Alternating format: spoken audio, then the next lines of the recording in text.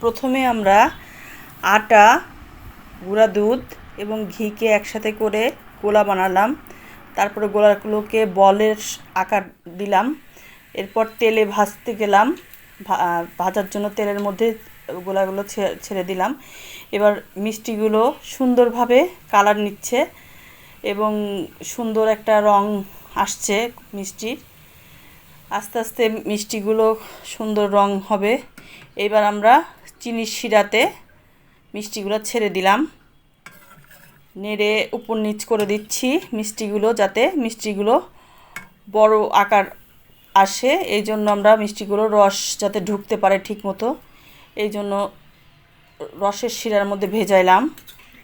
কিছুক্ষণ আমরা অপেক্ষা করব মিষ্টিগুলো যাতে সুন্দর আকার ধারণ করতে পারে, এই জন্য কিছুক্ষণ রসের মধ্যে ভিজিয়ে রাখবো। এখন আস্তে আস্তে ফুলবে। যে দেখেন কি সুন্দর মিষ্টিগুলো বড় আকার ধারণ করেছে এবং বড় বড় হয়ে গেছে। এখন খাওয়ার জন্য উপযুক্ত হয়ে গেছে। আমরা এভাবেই বানাবো।